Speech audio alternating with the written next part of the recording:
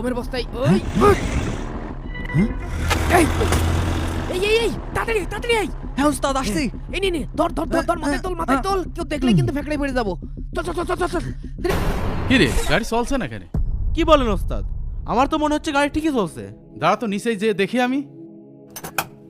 এই লোড গাড়ি নিয়ে মাঝপথে কি বিপদে পড়লাম এখন। হ্যাঁ যা ভাবছিলাম তাই। ধুর, এই টিপটা না পৌঁছাতে পারলে তো আমার অনেক বড় ক্ষতি হয়ে যাবে না। এই আশেপাশে কোনো গ্যারেজ আছে নাকি? ওস্তাদ সামনে একটা ভালো গ্যারেজ আছে, চলেন ওইখানেই যাই। হ্যাঁ চল যাই। হ্যাঁ চলেন।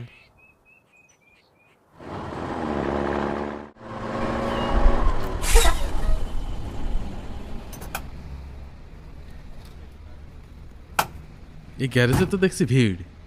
এই গাড়ি সারতে যে কতক্ষণ লাগাবে না আল্লাহ।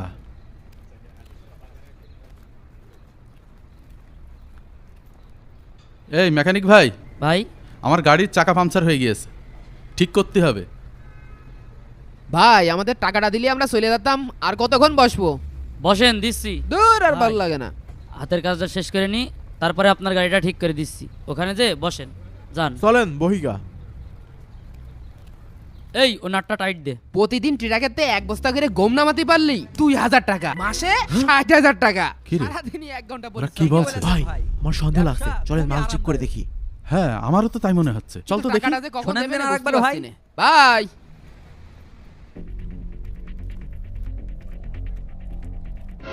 আরে এই জায়গায় সে বস্তাটা কই?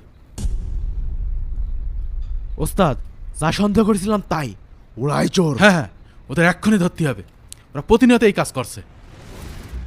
এই ভাই এই বস্তায় কি? এই বস্তায় গম। গম কোথায় পেলেন? আমার পাইকারি গমের ব্যবসা আছে। তা গোডাউন কোথায় আপনার? ও আছে আছে, আপনি জানতে কেন? ওরে শয়তান, তোদের দুটোকেই তো আমি মনে মনে খুঁজছি। তোরাই আমার প্রতিদিন গাড়িতে গম নামাস না? প্রতিদিন কেন আমার গাড়িতে 1 বস্তা করে গম শর্ট পড়ে? এই ভাই এই এই, আপনি আকিবের কলা ধরেছেন কেন? ভাই এরা প্রতিদিন আমার ট্রাকতে গম চুরি করে, এরা দুটোই চোর। কি রে আকিব, তুই না পাইকারি গমের ব্যবসা করিস? না মানে মহাজন, বুঝতে পেরেছি, বলি তোকে আর কিছু বলা লাগবে না। এই দুটোকেই আমি এক্ষুনি পুলিশে দেবো। তোদের আমি অনেক ভালো মনে করতাম। মনে রাখবি, দুটো অপরাধের কারণে মানুষ সবচেয়ে বেশি অপমানিত হয়, তার মধ্যে একটি হচ্ছে চুরি। মহানবী সাল্লাল্লাহু আলাইহি সাল্লাম বলেন, কেউ যখন চুরি করে তখন সে আর মুমিন থাকে না।